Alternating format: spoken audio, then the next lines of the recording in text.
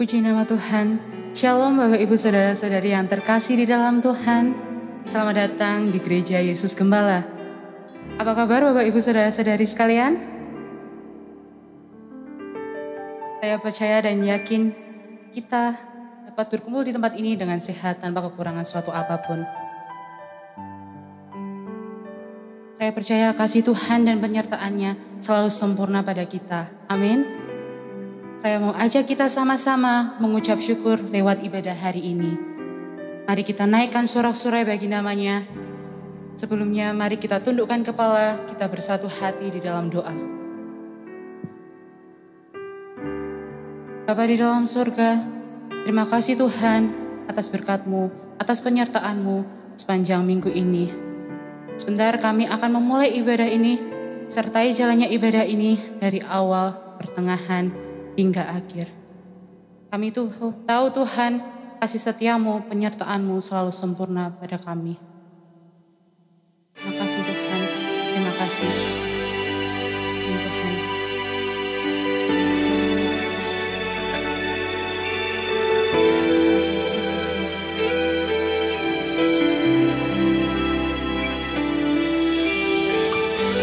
Kami tahu Tuhan, Kau Allah yang berkuasa.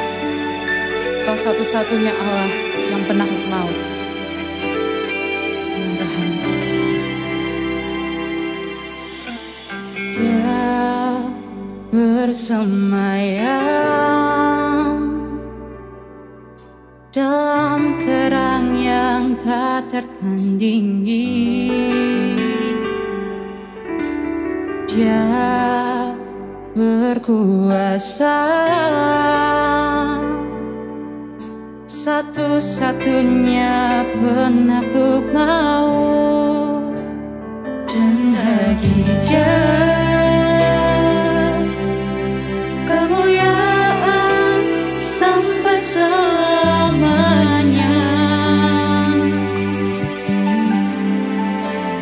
dan hanya Dia Raja di atas segala.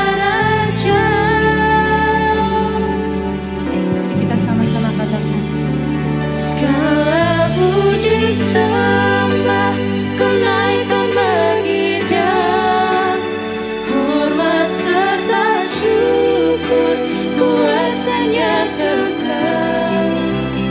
Ku angkat tanganku memuji nama-Nya. Haleluya,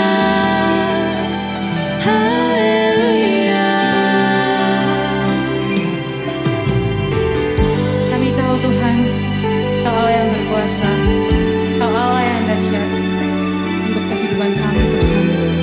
Amin Tuhan.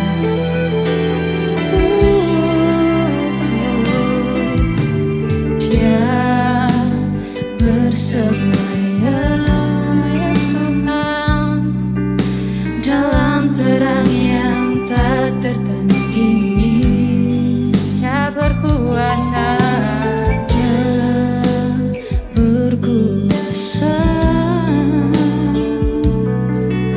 satu-satunya penakluk maut. Mari sama-sama katakan, dan bagi Dia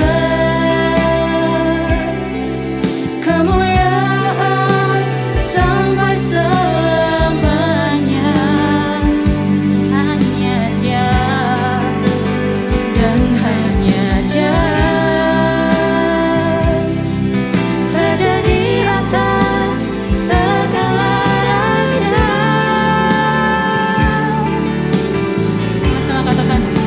Segala puji sembah ku naikkan bagi Dia, hormat serta syukur kuasa-Nya kekal.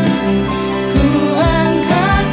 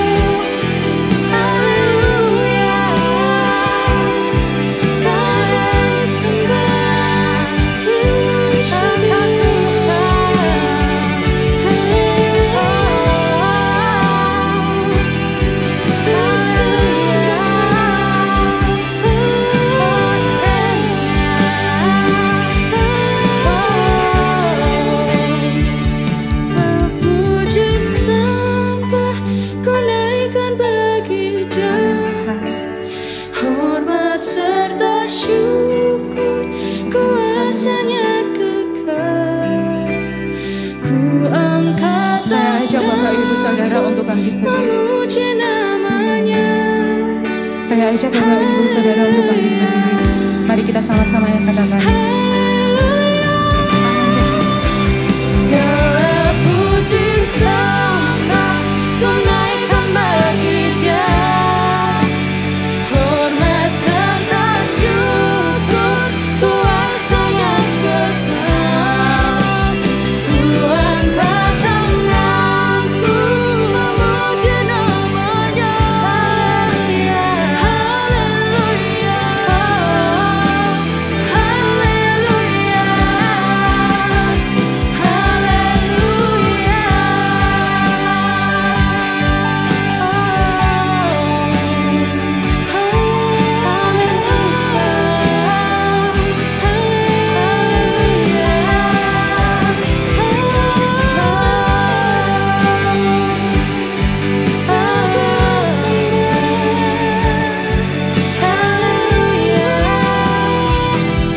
Di dalam nama Tuhan Yesus Kristus kami percaya dan mengucap syukur.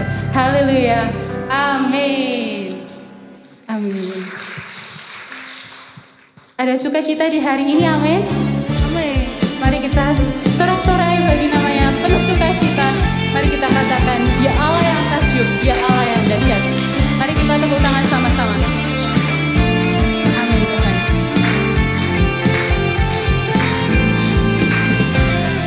Kau Allah mencengangkan, kuasa-Mu menakjubkan, kasih-Mu kepadaku. Kaulah Kau buka jalan yang telah Kau tetapkan, tiada yang menutupnya. Katakan, Kau Allah berkuasa sanggup ubahkan seluruh hidupku, anugerah di tangan-Mu. Kau Allah berdaulat penuh, ku berserah kepadamu, setiap hidupku menyembah-Mu. Amin. Mari kita sorak-sorai puji nama-Nya. Mari kita tepuk tangan bagi nama-Nya. Amin.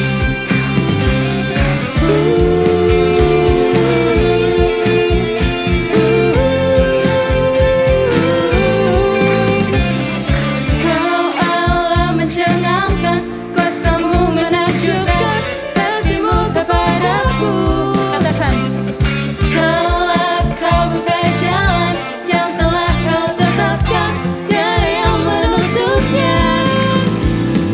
Kau Allah berkuasa sanggup ubahkan seluruh hidupku, anugerah di tangan-Mu. Kau Allah berdaulat penuh, ku berserah kepadamu, setiap hidupku menyembah-Mu.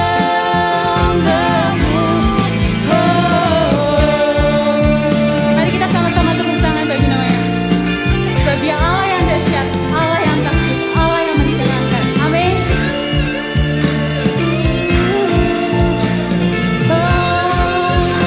Mari sama-sama katakan, Kau Allah berkuasa sanggup, ku berserah seluruh hidupku, anugerah di tangan-Mu. Kau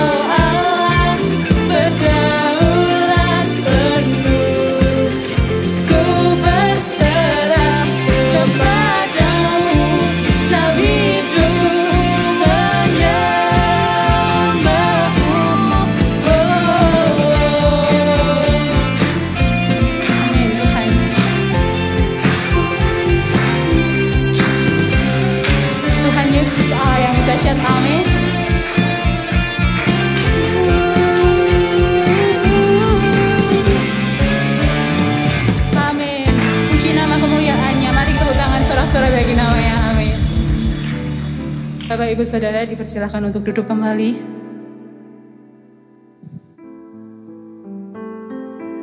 Mari kita siapkan hati kita untuk mendengarkan firman Tuhan. Mari kita masuk lebih dalam lagi ke hadirat-Nya. Amin Tuhan.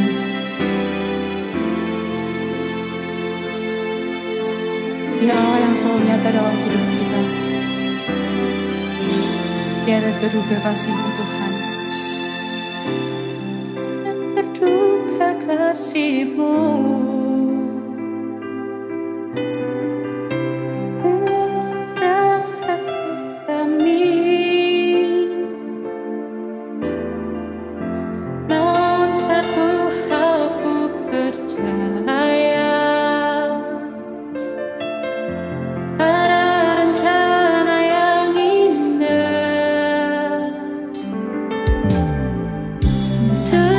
Terduga kasih-Mu.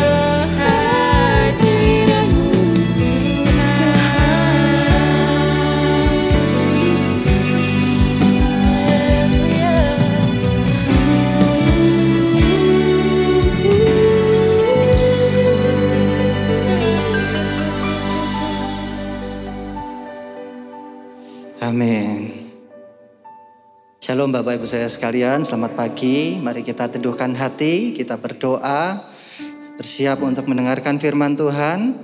Biarlah setiap apa yang hambanya sampaikan, biarlah Tuhan yang berkati semua. Tuhan, ucap syukur untuk pagi hari ini. Kami bersyukur buat damai sejahtera-Mu, buat rahmat-Mu, buat anugerah-Mu. Kalau kami boleh ada di gereja-Mu saat ini, saya percaya itu semua karena anugerah-Mu. Bapak, sebentar kami akan mendengarkan sebagian dari firman-Mu, urapi hamba-Mu yang dalam kelemahan keterbatasan. Berkati setiap murid-Mu, umat-Mu, dengan hati seperti tanah yang subur, yang siap menerima firman Tuhan. Kami mengucap syukur, kami terima firman-Mu. Dalam nama Tuhan Yesus Kristus, kami sambut firman-Mu. Semua yang percaya katakan haleluya. Amin. Shalom Bapak Ibu saya sekalian, puji Tuhan, apa kabar? Puji Tuhan. Tema kita di bulan November ini adalah hidup yang baru. Setiap kita yang ditebus oleh Tuhan harus mengalami hidup yang baru. Jangan sampai dalam kehidupan kita sehari-hari kita mempercayai Tuhan, tetapi tidak ada karakter-karakter rohani yang muncul dari kehidupan kita. Justru kalau kita sudah percaya Tuhan, ada karakter yang diperbarui dari hari ke hari. Karena kita adalah umat yang ditebus, umat yang menerima kasih Tuhan, umat yang harus memberikan kasih kepada orang lain. Nah, pada pagi hari ini saya punya satu tema, yaitu cinta yang pudar. Bapak Ibu Saudara, ingat gak saat kita pertama kali bertobat, mungkin dibaptis, rasanya hati ini menggebu-gebu. Tapi seiring dengan waktu itu bisa berkurang dan juga bisa luntur. Mari kita buka kitab Wahyu pasal 2 ayat 2-4. Kitab Wahyu pasal 2 ayat 2-4. Saya bacakan bagi Bapak Ibu Saudara. Aku tahu segala pekerjaanmu, baik jerih payahmu maupun ketekunanmu. Aku tahu bahwa engkau tidak dapat sabar terhadap orang-orang jahat, bahwa engkau telah mencobai mereka yang menyebut dirinya rasul. Tapi yang sebenarnya tidak demikian, bahwa engkau telah mendapati mereka pendusta. Dan engkau tetap sabar dan menderita oleh karena namaku, dan engkau tidak mengenal lelah. Namun demikian aku mencela engkau karena engkau telah meninggalkan kasih-Mu yang semula. Bapak Ibu Saudara, kitab Wahyu pasal 2 ini bercerita tentang 7 jemaat, 7 kaki dian, di mana di situ dibicarakan karakter-karakter tiap gereja yang ada di tiap kota. Nah, Wahyu pasal 2 ayat 2-8 ini bercerita tentang jemaat di Efesus. Jemaat di Efesus ini adalah jemaat yang setia kepada Tuhan dan punya karakter-karakter tertentu. Boleh kita belajar mengenai teladan jemaat di Efesus ini. Jemaat di Efesus merupakan teladan hidup baru di dalam Tuhan. Kenapa saya katakan begitu? Karena dari Wahyu pasal 2 ayat 2 dan 3 tadi didapati ada karakter-karakter yang menarik dalam jemaat ini. Kalau kita belajar mengenai kehidupan kita bergereja, tertanam di gereja, dan kemudian kita ibadah baik offline maupun online, harusnya ada karakter yang ditanamkan setiap kali kita mendengarkan firman Tuhan. Jangan sampai kita ini dengar firman Tuhan, tetapi tidak ada hidup yang dirubahkan, bahkan hidup lama kita sebelum kenal Kristus itu jauh lebih baik daripada hidup kita setelah kenal Kristus. Kalau kita ngomong, Pak saya orang Kristen, bukti kita sebagai orang Kristen apa? Orang Efesus ini rata-rata adalah orang Yunani, orang yang menyembah dewa-dewa. Dan pada waktu mereka percaya akan Kristus, mereka meninggalkan dewa-dewa mereka dan kemudian mempercayai Allah di dalam Bapa, Putra, dan Roh Kudus. Dan kemudian mereka ini menjadi orang yang setia, orang yang tekun, dan juga orang yang berhikmat. Ada 3 karakter yang terdapat dalam jemaat di Efesus. Saya baca pelan-pelan ya. Wahyu pasal 2 ayat 2. Aku tahu segala pekerjaanmu, baik jerih payahmu maupun ketekunanmu.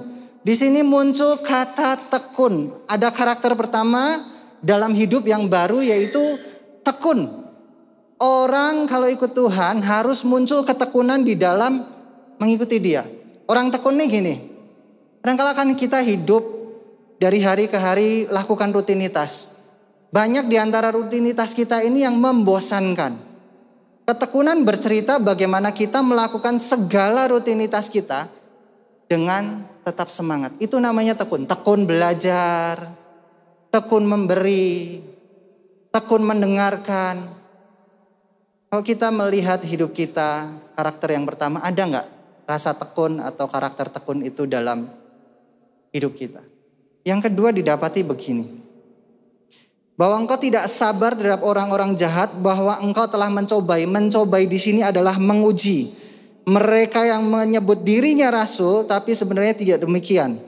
Bahwa engkau telah mendapati mereka pendusta. Hal yang kedua adalah hikmat yang benar di dalam kehidupan kita. Kita semua bisa baca Alkitab. Ternyata research membuktikan orang setelah SMA itu 60%-nya enggak pernah baca buku lagi setelah lulus SMA. Orang yang lulus SMA ini researchnya bukan di Indonesia tapi di Amerika, di negeri yang maju. 60% orang setelah lulus SMA itu enggak mau baca buku lagi. Dan ternyata orang kalau udah lulus S1, rata-rata setelah lulus yang enggak baca buku lagi. Kunjungan ke toko buku itu 30% dari jumlah penduduk yang ada di Amerika. Itu di negeri yang terdidik loh. Dan orang ke toko buku belum tentu cari buku. Carinya apa? Ada alat tulis, ada apa? Pak, apa hubungannya sama berhikmat yang benar? Bapak Ibu Saudara, kita ini kan hidup di era yang baru. Era di mana pendidikan itu mudah sekali didapat. Alkitab itu dibagikan kan bisa di-download, ada yang buku cetak. Kita baca Alkitab kita enggak? Kadang-kala kita dengerin khotbah dari pendeta A, pendeta B, enggak dikembalikan ke Alkitab. Nah, orang Efesus ini mengembalikan seluruh pengajaran-pengajaran yang ada, itu dikembalikan kepada pengajarannya Yesus, Paulus dan para rasul. Dan kemudian mereka menguji, benar nggak apa yang mereka ajarkan? Jangan-jangan yang diajarkan oleh orang-orang sebagai rasul ataupun guru nggak sesuai dengan dasar-dasar apa yang diajarkan oleh Yesus dan para rasul pada awalnya. Kalau kita ikut Tuhan, hidup yang baru adalah punyalah hikmat dalam mengikut Tuhan. Jangan asal dengar semua kata yang ada Yesusnya itu benar. Karena banyak banget orang-orang yang tidak mempelajari Alkitab tapi dia asal ngomong kesaksian lah. Kadang-kadang kesaksian tuh nampaknya bagus tapi bisa menjerumuskan loh. Kembalikan kembali saat kita mendengar firman Tuhan. Apakah di situ ada pengajaran yang kembali kepada kesetiaan, penebusan? Kita belajar deh. Sama-sama, saya dulu juga gitu. Saya pikir semua yang ada bau-bau kata Yesusnya itu firman Tuhan, belum tentu. Karena dikatakan guru-guru palsu itu juga ada. Bapak Ibu Saudara, dalam era seperti ini rasanya kita belajar banyak banget. Kemarin anak saya Cheryl bikin kue. Kuenya enak. Belajarnya tahu nggak dari mana? Beli buku resep? Enggak. Dari Instagram, dari YouTube, dari Pinterest. Banyak banget cara belajar di masa kini. Demikian juga kalau kita hidup di masa kini sebagai orang-orang yang hidup baru. Jangan sampai kita ini telan mentah-mentah semua pengajaran. Belum tentu semua pengajaran yang kita dengar adalah benar. Yang ketiga, orang Efesus ini adalah orang-orang yang setia. Dikatakan demikian dalam Wahyu pasal 2 ayat ketiga. Dan engkau tetap sabar dan menderita oleh karena namaku dan engkau tidak kenal lelah. Orang setia itu gini loh. Mau baik, mau buruk, dia tetap melakukan hal tersebut. Contoh gampang. Suami istri karakter setia itu dari mana? Mau suaminya menjengkelkan, mau istrinya menjengkelkan. Enggak cari ganti. Itu namanya setia, simple kan. Kalau orang jengkel sama istrinya, jengkel sama suaminya. Istri sama suami itu kayak handphone. Kalau udah bosen, lempar ganti baru. Itu enggak setia Bapak Ibu Saudara. Kesetiaan itu diuji pada waktu seperti ini. Seperti di Efesus ini. Engkau tetap sabar dan menderita oleh karena namaku dan engkau enggak kenal lelah. Kesetiaan juga tidak boleh mengenal lelah. Di sini yang menikah udah lebih dari 20 tahun boleh angkat tangan. Ada ya? Puji Tuhan, Pak Jimmy, Pak Yosua, Pak Rudi. Bosen gak sama pasangannya? Gak berani kalau di sini. Benar kalau di sini gak berani. Yang baru menikah ada Kunto, barusan menikah lagi bulan madu, lagi seneng-senengnya. Belum tahu yang namanya cinta itu bisa pudar. Loh, kita lihat ya, Efesus itu orangnya udah setia, berhikmat, kemudian juga dia tekun. Loh, kalau orang cinta itu kan gitu, tekun sama pasangannya. Pasangannya salah ya ditegur dengan baik, setia sama pasangannya. Tapi 3 karakter cinta ini kok ia bisa tetap pudar? Dikatakan demikian. Wahyu pasal yang kedua ayat keempat. Namun demikian aku mencela engkau karena engkau telah meninggalkan kasihmu yang semula. Jemaat yang di Efesus ini merupakan teladan hidup baru dalam Tuhan, tapi tetap ada yang namanya celaan atau himbauan atau teguran. Kita pikir gini, Pak, cinta pudar gak apa-apa lah Pak, kan masih tetap ada cintanya. Cinta yang pudar itu adalah hal yang wajar dalam kehidupan kita. Makin lama makin menurun itu pasti. Kehidupan suami istri, kehidupan berpasangan, kehidupan dalam rumah tangga bersama anak-anak, ada masanya kita ini mengalami surut, cintanya habis. Kadang kita jengkel sama pasangan kita, kadang kita jengkel sama orang-orang sekitar kita. Ya atau iya? Suami di sini nggak berani, istri di sini nggak berani, nanti pulang bisa berantem. Biasa. Itu ada hukumnya. Hukum kepuasan yang selalu menurun seiring dengan waktu terhadap satu sikap, terhadap satu objek yang sering kita jumpai. Contoh gampang gini deh. Beli handphone baru. Setahun ya mungkin masih bisa, masih asik lah. 2 tahun mulai bosan, 3 tahun dah ini handphone udah rusak lah. Meskipun handphonenya masih baik tapi diganti. Kenapa?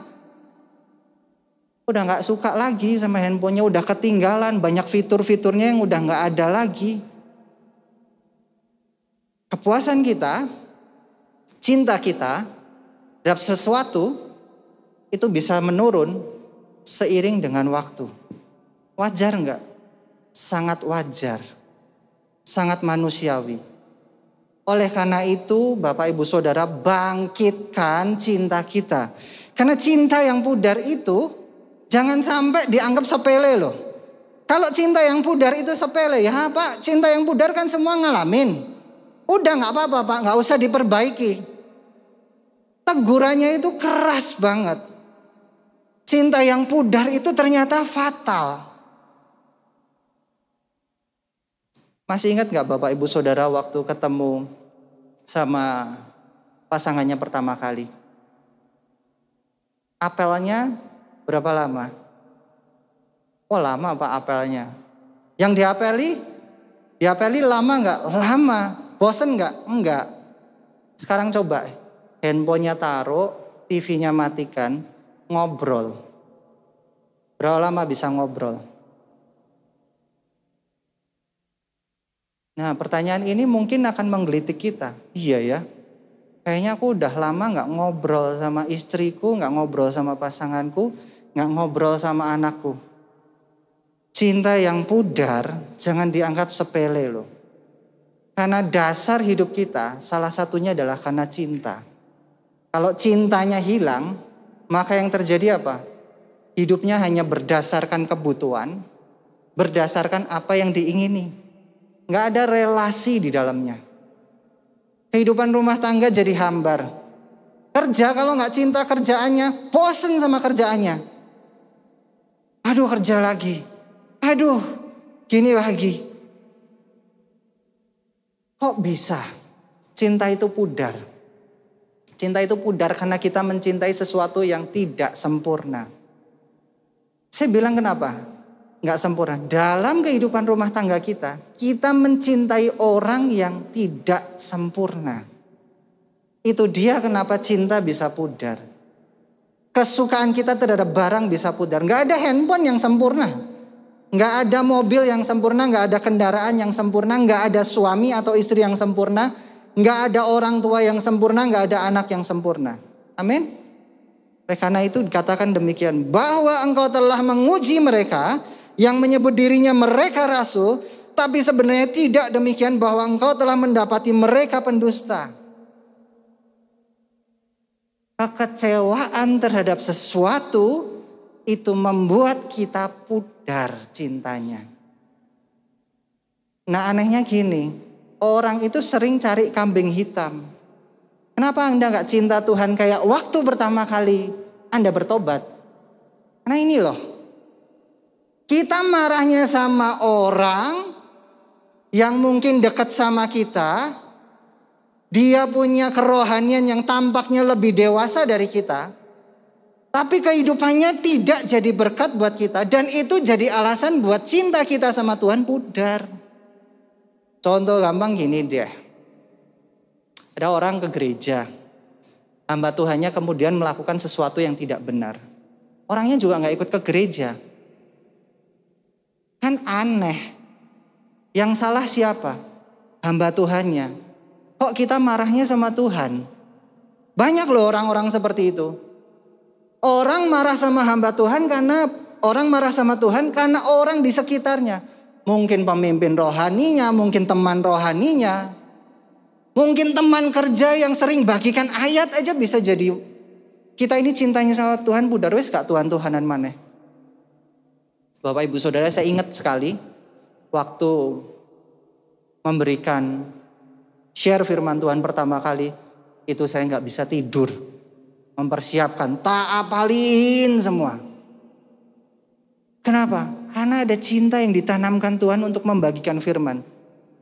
Kemarin ibadah offline pertama, tidurnya juga gak bisa nyenyak. Mikirin firman Tuhannya harus tanam di sini supaya membagikannya itu rapi. Kalau cinta sama Tuhan itu hilang, jadinya begini ya, udah biasalah bagian firman Tuhan. Yang penting ada catatannya, salah-salah dikit ya nggak apa-apa. Kalau orang cintanya hilang, dia nggak akan melakukan yang terbaik bagi Tuhan. Lalu bagaimana Pak? Bagaimana caranya saya membangkitkan cinta saya awal mula sama Tuhan, sama orang-orang sekitar kita? Bapak Ibu Saudara, kalau ada hamba Tuhan terkenal jatuh itu biasa. Dan banyak. Dari tahun ke tahun pasti ada. Kenapa? Iblis menyerang untuk menjatuhkan sebuah kerajaan. Yang diserang siapa? Prajuritnya? Bukan. Pembawa benderanya? Bukan. Yang diserang adalah orang-orang penting. Ya jenderalnya, ya rajanya. Dalam gereja juga gitu. Iblis itu paling seneng apa? Jatuhin pemimpin rohani. Kenapa? Jatuhin pemimpin rohani satu, 50% pengikutnya rata-rata ikut mutung sama Tuhan. Makanya kita coba bangkitkan cinta kita kembali sama Tuhan. Saya ulang ya, bangkitkan cinta kita kembali sama Tuhan. Saat kita membangkitkan cinta kita sama Tuhan kembali, hubungan yang diperbaiki bukan cuma hubungan vertikalnya, tapi juga hubungan sama orang sekitar kita juga ikut diperbaiki. Karena kekecewaan kita sama orang akan membawa kekecewaan sama Tuhan. Yang bisa memperbaiki kekecewaan kita sama orang-orang sekitar kita hanya Tuhan. Contoh gampang gini deh. Kalau kita kecewa sama tukang sayur yang biasa melayani kita, tukang sayurnya biarin aja, dia gak akan memperbaiki hubungan sama kita. Kita jengkel terus sama dia. Bakal beres gak? Enggak. Tapi kalau kita perbaiki hubungan kita sama Tuhan, kita akan bisa merelakan, ya sudahlah. Dan kemudian terjadi hubungan yang diperbaiki. Dalam keluarga juga gitu. Bangkitkan kembali rasa cinta kita. Saya mendapati satu tokoh yang dalam kehidupannya dia banyak dikecewakan oleh orang-orang sekitarnya. Namanya Daud. Daud ini orang yang seharusnya dia layak meninggalkan Tuhan sejak masa mudanya. Daud ini dibuang oleh ayahnya Isai untuk mengembalakan kambing domba, sebuah pekerjaan yang rendah. Sebuah pekerjaan yang istilahnya ya yang gampang-gampang aja, nggak butuh banyak mikir. Pada waktu Daud ini dibuang, Tuhan angkat dia. Oh, kalau orang diangkat sama Tuhan, wah spesial nih, spesial. Pada waktu dia diangkat Tuhan, diurapi jadi raja, dia ngalahkan orang yang paling kuat sebagai musuh orang Israel saat itu, yaitu Goliat. Kita pikir waktu Daud mengalahkan Goliat tidak akan ada masalah. Tahukah dari manakah masalah Daud muncul? Dari mertua dan istrinya. Bukan itu aja. Setelah itu Daud juga jatuh, tapi dia bertobat kembali. Dan dia sering dikecewakan oleh orang-orang sebagai raja di bawahnya. Dia ada penasihat mengkhianati dia. Bayangin Daud itu hatinya sering disakiti. Tapi tahu nggak Daud bilang apa? Cinta akan rumah Tuhan menghanguskan aku. Daud nggak pernah berkata yang negatif tentang hubungan dia dengan orang-orang sekitarnya. Cari deh di Alkitab. Daud mencintai orang-orang yang menyakiti dia. Daud cinta Absalom. Dia bilang gini, Absalom mau bunuh Daud, dia bilang gini, lebih baik aku yang mati daripada Absalom. Padahal Absalom itu anak yang nomor 1, yang paling ganteng, yang paling hebat, yang menyakiti dia. Bayangkan kalau ada anak durhaka, sakit hatinya orang tua itu seperti apa? Ini Daud gak sakit hati. Dari mana asalnya? Bisa punya cinta yang gak pudar seperti itu. Meskipun banyak alasan untuk Daud ini kecewa sama Tuhan. Rasanya cuma satu. Bangkitkan cinta kita sama Tuhan. Dan cinta kita kepada orang-orang sekitar kita akan diperbaiki sama Tuhan. Banyak orang gak tahu rahasia ini. Kita pikir gini, Pak, sama Tuhan itu ya sudahlah. Dia baik, saya gak baik, saya gak cinta penuh sama dia gak apa-apa. Yang penting saya ini baca ya sekedar baca, ke gereja ya sekedar ke gereja, ibadah ya sekedar ibadah. Jangan sampai seperti itu. Bagaimana cara membangkitkan cinta kita sama Tuhan? Ini adalah hal yang berikutnya. Efesus pasal 2 ayat 8 dikatakan demikian. Sebab karena kasih karunia, kamu diselamatkan oleh iman. Itu bukan hasil usahamu, tapi pemberian Allah. Ayat ini kalau kita renungkan, itu membuat kita tidak gampang kecewa. Kita pikir gini, kalau saya baik, saya setia sama Tuhan, maka semua yang saya jalani akan baik-baik saja. Kalau saya rajin berdoa, saya rajin beribadah, saya rajin puasa, maka semuanya akan Tuhan ratakan. Tidak seperti itu. Tidak seperti itu. Kalau seperti itu, Alkitab akan ditulis dengan sangat indah. Anda tahu, orang yang paling setia, rasul-rasul, mereka menjalani hidupnya dengan tidak penuh jalan yang rata. Ada saat mereka jatuh, ada saat mereka juga sedih. Itu namanya manusia. Tapi kita coba deh membangkitkan kembali cinta kita. Pak, kalau cintanya pudar tuh seberapa efeknya sih Pak? Seberapa parahnya sih Pak? Kan tetap masih ada sayang sama Tuhan sedikit Pak. Oke. Ayat terakhir. Wahyu pasal 2 ayat 5.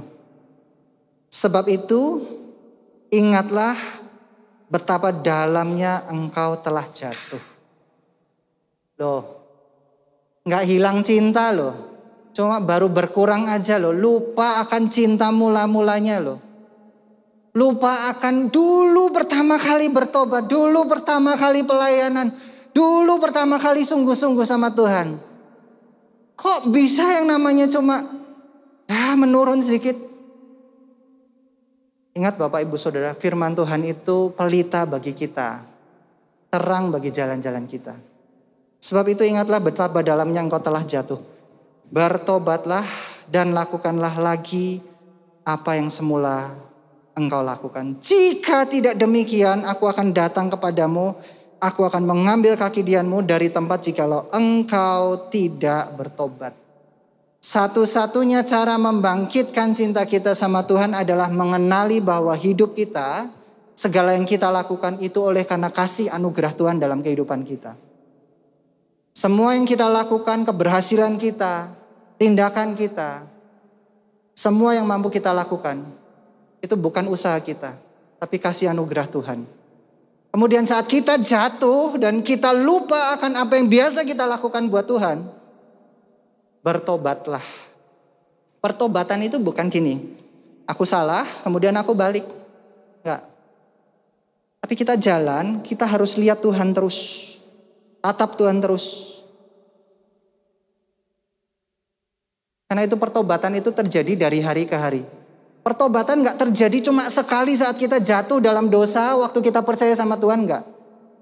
Setiap hari kita mengakui kelemahan kita, mengakui apa yang tidak kita mampu lakukan di hadapan Tuhan. Itu namanya pertobatan. Pertobatan itu refleksi diri, melihat, berkaca dalam Alkitab, dalam firman Tuhan, dalam karakter Tuhan. Apa yang tidak berkenan sama Tuhan, perbaiki itu. Kalau kita membangkitkan cinta kita sama Tuhan, pertobatan itu akan ada dalam keseharian kita. Dan juga kita akan mengalami anugerah demi anugerah dalam kehidupan kita.